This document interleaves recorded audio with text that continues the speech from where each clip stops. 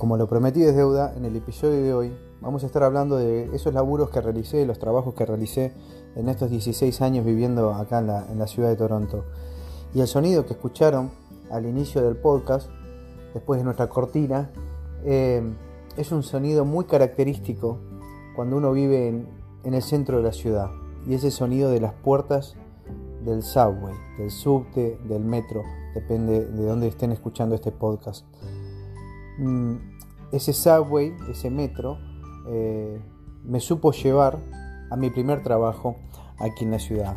Y voy a empezar un poquito antes para contarle cómo fue la mano con respecto a conseguir el primer empleo. Como se acuerdan, apenas llegamos habíamos alquilado esa camioneta que yo no tenía idea de cómo manejar y que la tuvimos por un par de días para hacer algunos trámites de rigor que había que hacer una vez arribados a la ciudad. Entre ellos teníamos que sacar el seguro social, es un número, una tarjeta que tiene un número que te va a permitir poder buscar empleo. Número 2, también teníamos que tener una tarjeta de salud, también es como una tarjeta de crédito que te habilita a poder ir a los centros de salud del estado, los hospitales y las clínicas que hay en el entorno de tu barrio. Mi esposa, por ejemplo, también tuvo que hacer una reválida de su título, ella es economista, tuvo que hacer una reválida del título, trajo todo certificado y traducido en Uruguay, que salía más barato, del español al inglés, y después hizo la reválida correspondiente. Ella, que tenía conocimientos importantes de inglés, también hizo un examen para que le dieran un certificado aquí en Canadá de su nivel de inglés. Y yo en lo personal, como no tenía conocimientos muy importantes de inglés, más que lo básico, colores, números, cosas, no me podía expresar demasiado bien, terminé yendo a lo que son una especie de academia que se llama ESL, inglés como segunda lengua, que pagás una suma muy reducida, no me acuerdo, creo que eran $20 por un mes de clase, era algo muy económico, que te permite ir aprendiendo el idioma y además te vas conociendo con otra gente que también es inmigrante, que llegó como vos, y vas haciendo un grupito de gente que está en la misma que vos, que no sabe inglés y que es recién llegado. Con esas herramientas y esa camioneta que teníamos al principio, la utilizamos para ir a un lugar que se llama Best Buy, es una tienda muy importante aquí de tecnología, electrodomésticos, cámaras de foto, un montón de cosas. Compramos nuestra primera computadora, que dicho sea de paso fue un error, porque podíamos haber ahorrado ese dinero, que era un dinero importante, era una suma de $1,500,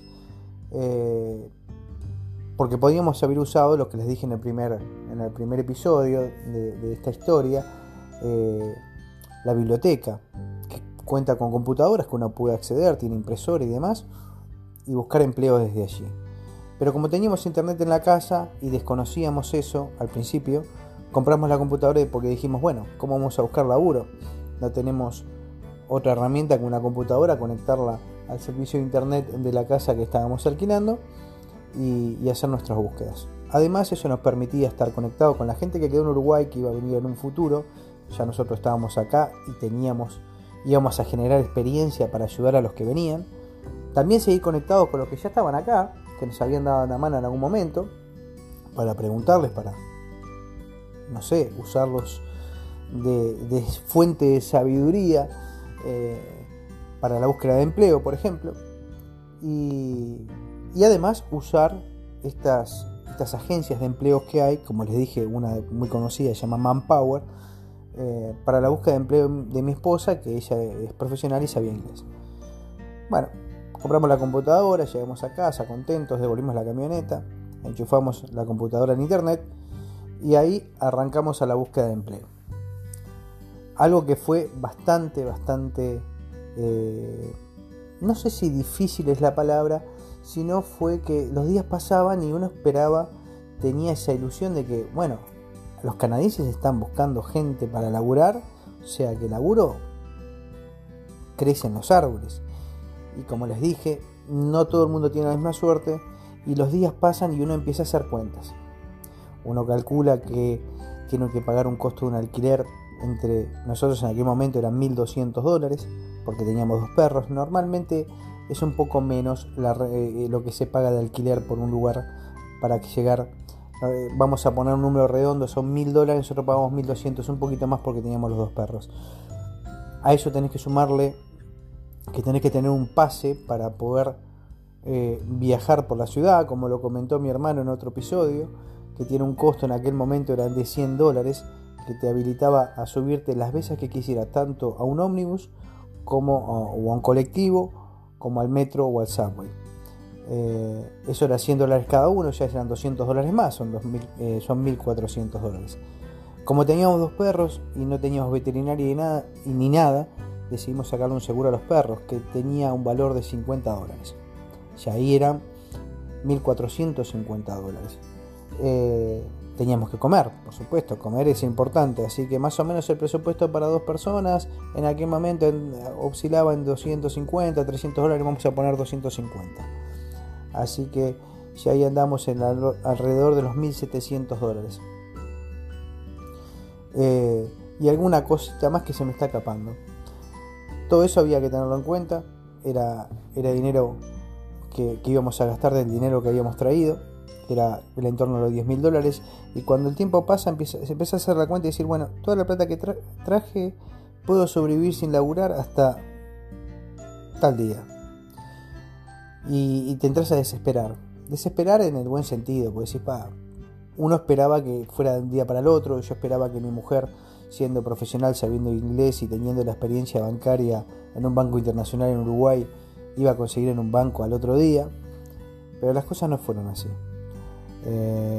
Como les dije, nos mantuvimos conectados con los foros, aquellos foros que existían antes, y en ese foro un argentino publicó un aviso diciendo: estoy necesitando gente que hable español para trabajar en una empresa, en un call center que vendía servicios de larga distancia de telefonía al mercado latino aquí en Toronto. Lo único que necesitas es saber español y vas a vender telefonía a través del teléfono. Dije, esto es para mí, porque yo no tenía el idioma, o sea que calzaba justito. Pero también no tenía ni el idioma ni para llegar al lugar y enfrentarme, por ejemplo, a una recepcionista que me hablaba en inglés. Entonces le dije a mi mujer, vení conmigo. En ese momento, en esas 2 semanas, cuando mi mujer no había conseguido ninguna posibilidad en un banco, ya empezó a aplicar a cualquier otra cosa, que era algo que teníamos en cuenta nosotros. Nosotros sabíamos bien que estábamos dispuestos a empezar de cero y no importa en qué trabajar, pero para no comernos ese dinero, esos ahorros que habíamos traído. Así que empezó a aplicar, por ejemplo, a un supermercado, al cual le dijeron que sí, y le pagaban el mínimo la hora. En aquel momento eran $8 la hora, creo que el supermercado le pagaba 9. Pero le dije, bueno, vení conmigo y acompañame a ver qué onda. Fuimos a la entrevista, era una empresa china, y estaba este contacto argentino que nos entrevistó y nos dieron la oportunidad de empezar a trabajar ahí. De inmediato, en ese momento llegamos y empezamos a trabajar. A mí me pusieron con una argentina que me enseñó cómo era el proceso de venta, y a mi señora con otro muchacho que hablaba español, y bueno, y aprendimos cómo era el sistema, qué había que decir, qué había que pedir para vender el sistema de telefonía a larga distancia. Les cuento que en aquel momento, para llamar a Uruguay o a cualquier lado, la gente, era muy común comprar una tarjeta que había que con una monedita raspar, y tenía 1.000.000 de números para usar un teléfono fijo, y eso te salía más barato que usar la compañía local. La compañía local era carísima, entonces usabas esas mini tarjetas que te daban para cierta cantidad, un límite de tiempo, y bueno, tenías como que el gasto controlado. Esta empresa lo que hacía era evitarte discar todos esos números, comprar la tarjeta, simplemente llamando al teléfono de la empresa, si mal no recuerdo, ya podías después discar el número telefónico del país al que querías llamar, y era mucho más sencillo. Lo único que pagabas era una mensualidad, y más o menos el costo era muy parecido a lo que uno por minuto, era muy parecido a lo que uno que pagaba en las tarjetitas esas que comprábamos y que raspábamos con una monedita. Así que bueno, nos enseñaron, y la verdad que yo soy muy buen vendedor, quizás porque tenga un poco más de facilidad para hablar y no tengo mucha vergüenza, así que nada, vendía muy bien, vendía como loco. El primer día me fue muy bien. En cambio mi esposa, que no, para vender no puede vender nada, no vendía nada. Pero ¿qué pasó? Necesitaban a alguien también en el customer service, en atención al cliente. Y en la entrevista mi mujer le dijo: yo hablo español, hablo inglés, obviamente hablo inglés perfecto, y hablaba un poco de francés porque había estudiado francés. Entonces digo: perfecto, hablar los 3 idiomas, quédate con nosotros y vas a trabajar en el customer service. O sea que ya ella de entrada se fue el tema de la venta y empezó a trabajar en la atención al cliente de esa compañía. Y yo me dediqué a ser vendedor de ese servicio de larga distancia. Realmente me fue muy bien, vendía mucho, pero era un trabajo part-time, de medio tiempo. Se trabajaban 5 horas por día, ganábamos 8 dólares la hora. Al final de cuentas, cuando llegaba fin de mes, cobrábamos $800 cada uno. Si no mal no recuerdan, cuando hice la cuenta, nosotros teníamos un presupuesto alrededor de 1.800. Ya con esos $800 cada uno eran 1.600. Solamente nos faltaban $200 para completar nuestro presupuesto mensual. O sea que aquella cuenta que hicimos, cuando nos empezamos a desesperar y pasaron los días y no conseguíamos nada, nos volvió el alma al cuerpo. Dijimos: bueno, ahora, si solamente trabajando de esto, ya me puedo quedar, 3 años. Y estábamos hablando en un trabajo part-time de medio tiempo, ganando el mínimo nacional, que eran 8 dólares la hora. Bueno, a raíz de ahí y empezar a conocer gente, te empezás a enterar de cosas. Por ejemplo, que había un call center o otro lugar que quedaba en las cercanías, pero que era de tiempo completo. Y en vez de vender telefonía a larga distancia, vendía otros productos. Por ejemplo, seguros de tarjeta de crédito, libros, servicios de internet. Vendía otro tipo de cosas, pero era de tiempo completo. Y en vez de pagarte 8, te pagaba 10. Entonces ya no ibas a trabajar solamente 5 horas, ibas a trabajar casi 8 o 7 horas y media en aquel momento. Ese era el tiempo en ese lugar. Y en vez de ganar 800, ya pasabas a ganar 1.200. O sea, era bastante. Mi señora siguió insistiendo, buscando trabajo. La ventaja de este trabajo, de este part-time, era que empezaba a las 5 de la tarde y terminaba a las 10 de la noche. Y de ese momento me acuerdo, como cuenta mi hermano, que también nos pasaba lo mismo. Cada vez que salíamos del trabajo teníamos que correr como 2 cuadras para llegar a la parada del ómnibus. Y en esa parada el chofer, que se hace ya un conocido de uno, nos esperaba porque sabíamos que él sabía que llegábamos, que estábamos ahí, y nos esperaba. Se prendía un cigarro y dejaba la puerta abierta y esperaba que nosotros llegáramos a tomar ese ómnibus, para que después nos llevara al subte y el subte nos llevara hasta nuestra casa. Era un viaje largo, porque quedaba en un barrio bastante alejado de donde estábamos. Pero bueno, mi señora siguió insistiendo, buscando trabajo, y a través de un lugar que le ayudaban a hacer su resumen, su currículum, su historia de vida mejor, y una persona que era un recruiter, alguien que recluta personas, le dijo: tenés un perfil bárbaro, llama a este teléfono que te van a tomar una prueba, y si no te la toman, avísame que yo hablo con alguien para que te tome una prueba. Y era en un banco, uno de los bancos más importantes de acá, se llama CIBC, y era para trabajar lo mismo en atención al cliente, pero en un banco. La única diferencia es que en vez de ganar los 8 dólares que ganaba ella en el part-time, el banco pagaba 17 la hora con tiempo completo. O sea que imagínense, empezás a hacer la cuenta, pagabas 8, ahora te van a pagar el doble y por tiempo completo. Y a mí, que por un momento trabajé en el part-time y trabajaba en el otro, o sea, trabajaba muchas horas por día y ganaba bastante. O sea que las cuentas en un periodo de 3 o 4 meses empezaron a tener mejor cara, mejores ingresos. Y así fue como empezó todo. Un call center, después el otro. Mi señora en un call center, después el otro. Y empezamos a hacer lo que acá te piden, y es importante saberlo, lo que es historia de crédito.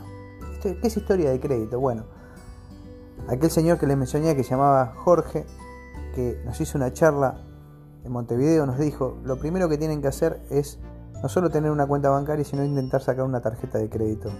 Aunque tengan que poner un depósito y tenga un límite, aunque vos tengas que poner 1.000 y te digan, bueno, la tarjeta es por 500. No importa, esa tarjeta a vos te sirve para ir a un lugar, a un supermercado, lo que sea, pagar, y cuando te llega la cuenta volver a pagar. ¿Qué hace eso? Genera puntaje y demuestra al gobierno al sector financiero que vos consumís y pagás, que sos un buen pagador. El ser un buen pagador ya genera una historia de crédito que después te va a permitir, por ejemplo, en aquel momento, acceder a una vivienda, a sacar un crédito hipotecario, una hipoteca, lo que se llama acá un mortgage. Bueno, sacamos la tarjeta de crédito, pusimos $1.000 en un banco. Primero no nos aceptaba ningún banco, el único banco que nos dijo ok, y como digo siempre, no todas las historias son iguales, a nosotros nos costó sacar una tarjeta de crédito, fue el banco chino, el HSBC. En el barrio chino nos dieron una tarjeta de crédito. También pusimos $1.000, el límite era 500. Otra cosa que nos costó muchísimo fue acceder a un teléfono celular.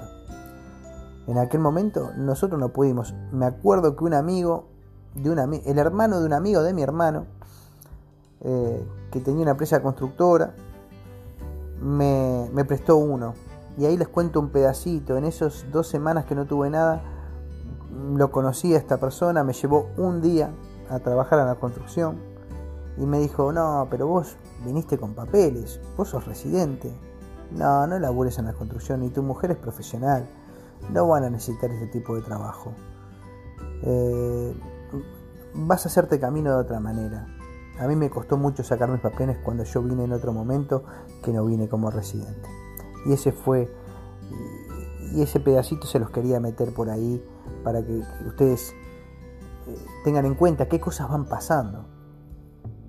Bueno, siguiendo el cuento, después de 6-7 meses trabajando y generando 6 meses de historia de crédito, increíblemente teníamos una tarjeta con límite y ese tipo de cosas, pero fuimos a un banco con la ayuda de Jorge y nos dieron un crédito hipotecario para comprar una casa. O sea que a solo 6 meses de haber llegado, compramos nuestra primera vivienda, una primera casita a las afueras de la ciudad, una casita muy, muy bonita, y nos mudamos para ahí. Ya no estábamos destinando el dinero para un alquiler, sino que lo destinamos para pagar nuestra propia vivienda. También les cuento más o menos cómo era la mano. El alquiler nosotros pagamos 1.200 y ponele que con la vivienda íbamos a pagar 1.600. Eran $400 más por mes. Pero claro, ahora teníamos ingresos que nos permitían tener una cuota de ese valor.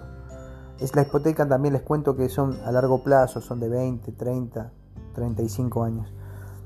Entonces por eso la cuota se hace accesible. Pero no me quiero ir por el lado de las casas, que va a ser otro podcast. Sigamos con los trabajos. Mi mujer empezó a hacer carrera, y como esas cosas buenas de la vida, se cruzó con una jefa que le dio para adelante, se dio cuenta que era muy capaz y le dio cosas para hacer, fue creciendo. Hoy en día lleva 16 años en el banco, tiene una posición muy importante en él, ha hecho una carrera maravillosa en el banco, con gente que le ha dado para adelante. Y en mi caso particular, de ese call center conocí amigos que me presentaron otros amigos, que me dieron la posibilidad de salir de ese call center y aprender un oficio. Aprendí a manejar lo que se llama acá un forklift, que es esos aparatitos son como unos mini karting con los que se cargan los camiones, levantan los pallets para cargar camiones. Aprendí a trabajar en eso. Ahí trabajé en una fábrica de queso, una quesería, donde me enseñaron el oficio. Ahí también aprendí a manejar un camión y a hacer repartos por la ciudad. Ahí trabajé 3 o 4 meses porque era un trabajo muy desgastante. No era por tanto por lo físico, sino por la exigencia horaria. Era un lugar donde tenías que trabajar 15, 16, 17, 18 horas.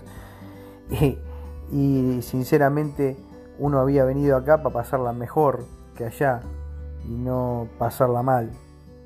Alguno dirá, bueno, pero al comienzo tenés que remangarte. Sí, me remangué todo lo que pudo, pero llegó un momento que dije, no, esto no es para mí.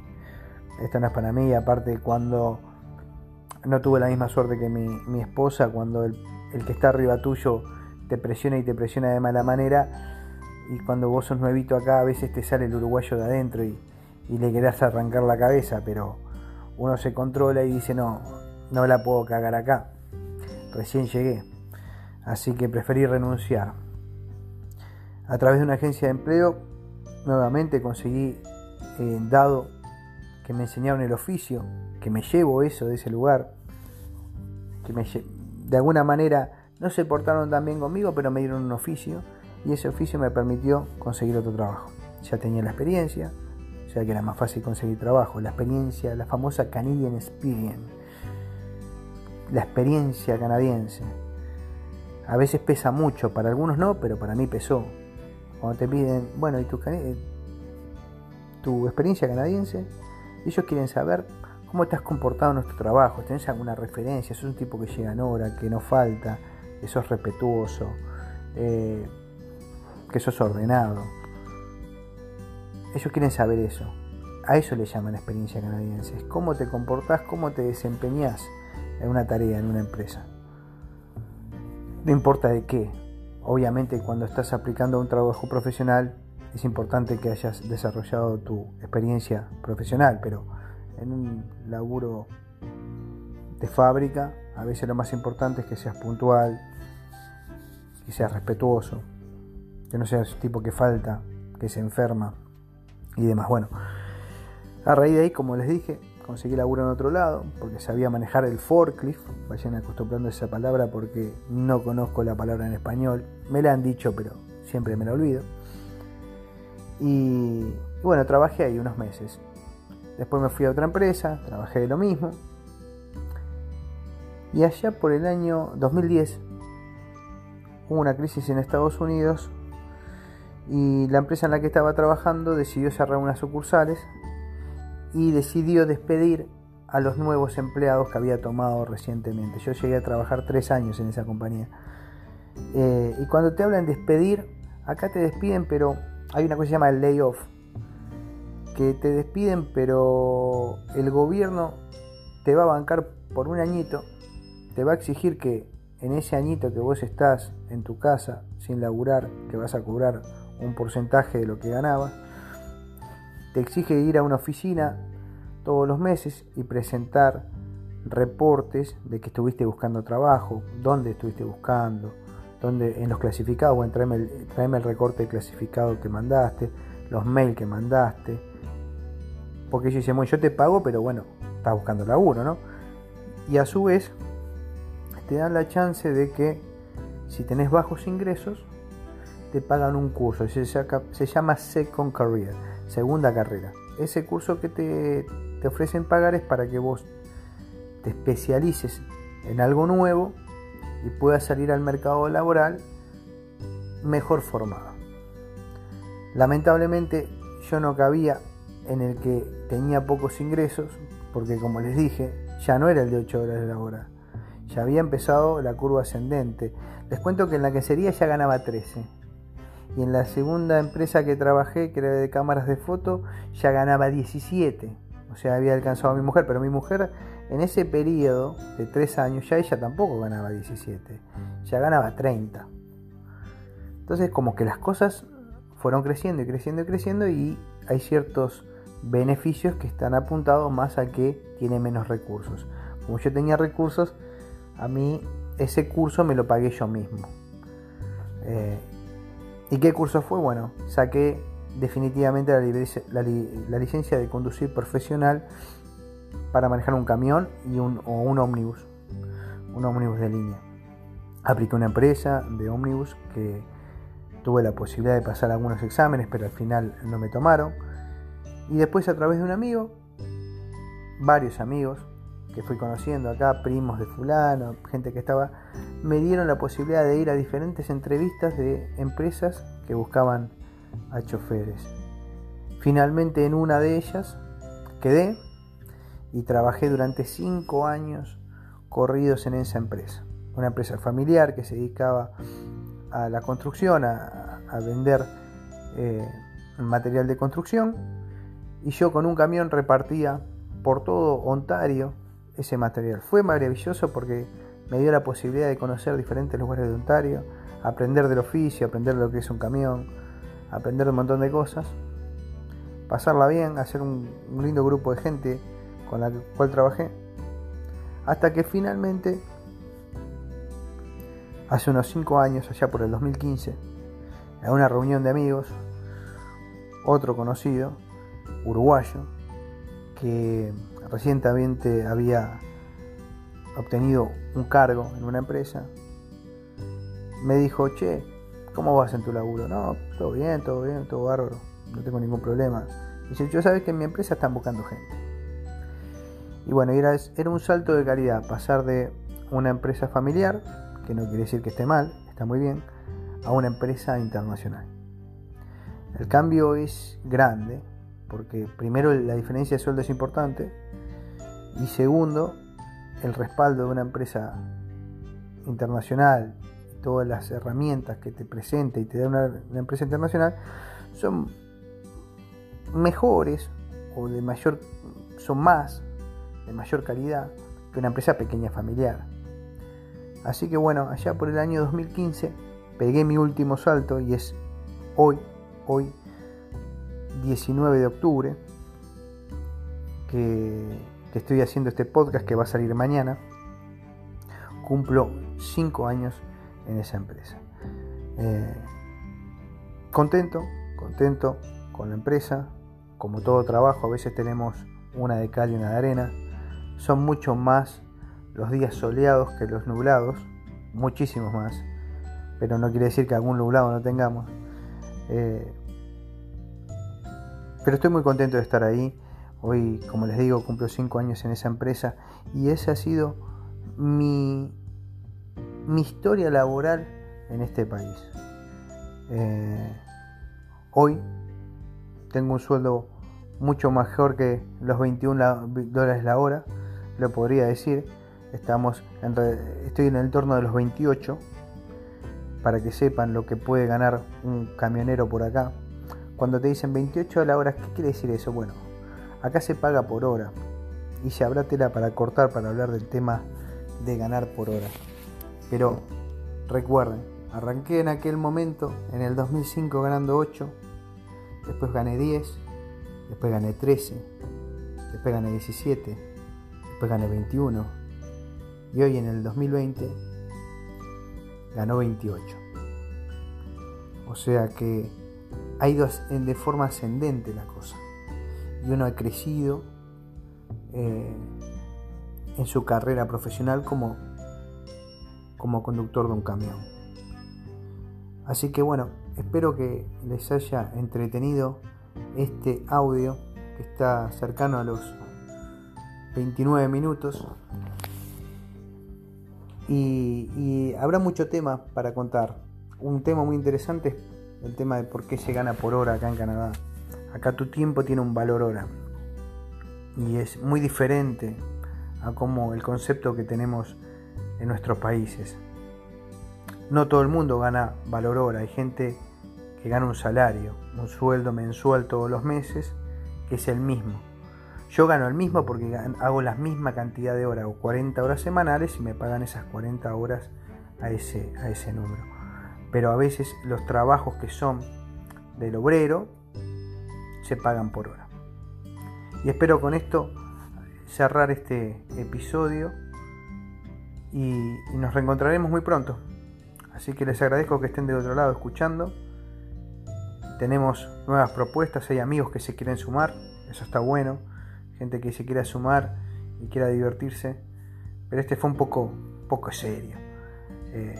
Cuando uno hace el audio solo, cuesta un poco más hacerlo más divertido, por lo menos en mi caso. Así que Les agradezco que estén ahí.